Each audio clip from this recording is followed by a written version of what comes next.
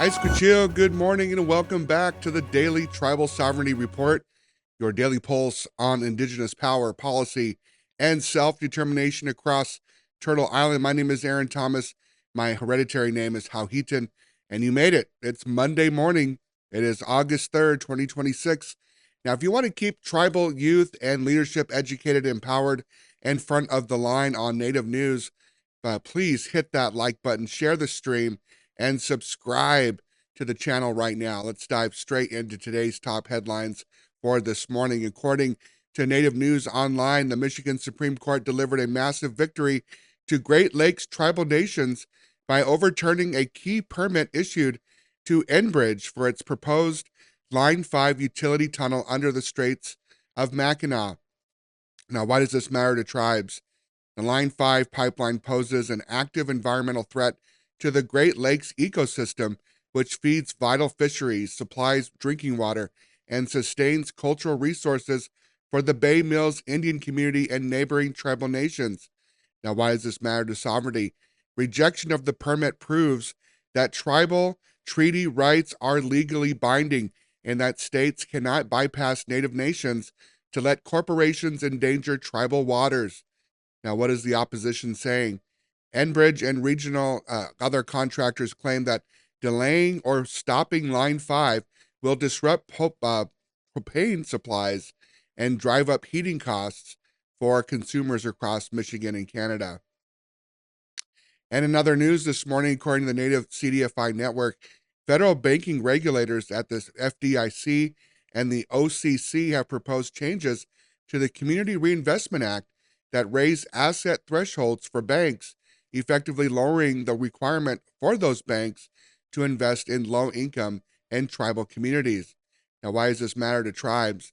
Native small businesses and reservation infrastructure projects rely on bank investments and community development financial institutions to access capital and build local workforce programs. Now, why does this matter to sovereignty? Economic independence requires direct access to capital. When federal agencies lower bank accountability, it limits the tribe's ability to grow its own workforce and build self-sustaining economies. Now, the opposition stance?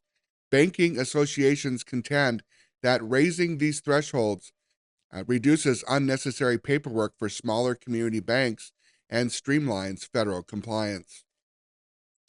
And this morning, according to Native News Online, DC briefs, tribal leaders from the Dene Nation and Pueblo communities rallied in Washington, D.C. and Santa Fe to demand the Department of the Interior maintain Public Land Order 7923, keeping a 10-mile buffer zone around Chaco Canyon free from new oil and gas leasing. Now, why does this matter to tribes? Chaco Canyon houses thousands of ancient sacred sites, ancestral roads, and burials central to Indigenous history and spiritual practice. Now, why does this matter to sovereignty? It underscores that federal agencies must honor mandatory nation-to-nation consultation before touching ancestral lands. And on the flip side, what is the opposition saying? Well, local groups, other trade groups, and some individual allotment owners argue that restricting mineral extraction limits local economic growth and prevents landowners from collecting royalty income. And according to official releases from the Midwest Tribal Energy Resources Association, or MTERRA, and the affiliated tribes of Northwest Indians, tribal nations across the upper Midwest and Pacific Northwest are deploying tribally owned solar plus storage microgrids to replace aging rural power lines. Now, why does this matter to tribes? Many Native communities sit at the very end of the wire on outdated utility feeder lines, leaving reservation families vulnerable to prolonged storm blackouts, severe weather outages, and high electricity costs. In the Pacific Northwest, according to the Confederate Tribes of the Colville, the tribe has partnered with OATI to build multiple solar microgrids across its 4 legislative districts, protecting critical health clinics, schools, and homes from severe winter storms and wildfire power shutoffs. And according to the Swinomish Indian tribal community, the tribe deployed a rooftop solar and battery system at its youth center transforming the building into a community resiliency hub to provide emergency shelter and power during coastal blackouts.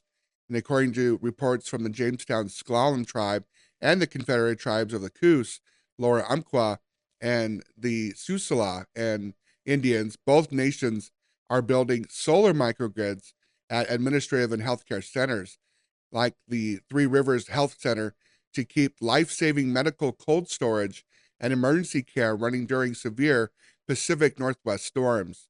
And according to the Spokane Tribe of Indians, their Children of the Sun Energy Infrastructure Initiative is expanding rooftop solar microgrids across tribal housing, directly lowering monthly power bills for tribal families.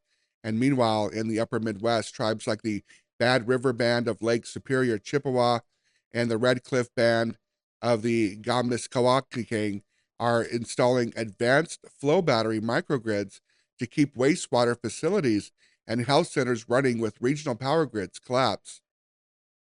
Now, why does this matter to sovereignty? By using Department of Energy clean energy grants and the direct pay tax credits under the Inflation Reduction Act, tribes aren't just generating electricity, they're establishing their own tribal utility authorities. And owning the power grid, they're part of the power grid, means that the tribe sets its own energy rates, protects critical infrastructure, and achieves complete energy independence from outsiders. Now, what is the opposition or obstacle? Again, there really isn't a whole lot. It allows for the tribes to be able to continue to be energy sovereign as much as they can. So congratulations to those tribes. That's an amazing accomplishment to continue to strengthen their energy sovereignty. And according to Indian Country Today, Native youth runners across Southwest and Northern Plains participated in ancestral endurance runs this weekend, honoring tribal survival while paving pathways to collegiate athletics. And according to the Native Real Cinema Festival, Native filmmaker Montana Cypress's new project, Becoming Buffalo, was spotlighted, driving forward Indigenous narrative sovereignty in film and media. Now, the film centers on William Buffalo Tiger, a legendary leader of the Muskogee tribe of Indians of Florida during the 1950s. Facing pressure from the federal government's termination policy and endless stalled negotiations with U.S. officials, Buffalo Tiger took a bold political maneuver. I have to check that movie out. And it's Monday. We got a weather forecast for this week. According to emergency management advisories, a severe heat dome is pushing temperatures between 100 and 112 degrees across Southwest and Central Plains tribal lands and Western Canada. Their First Nation reserves.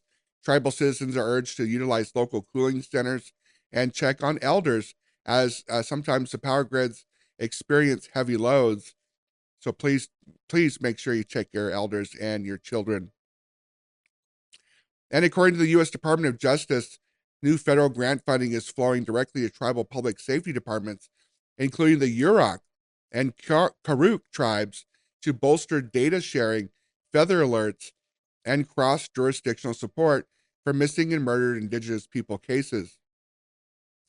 And finally, this morning, for tribal leaders and staff, mark your calendars, August 5th to the 6th, DOJ virtual consultation on justice grant consolidation, and August 6th, the AHAC Community Resilience Webinar on Emergency Preparedness.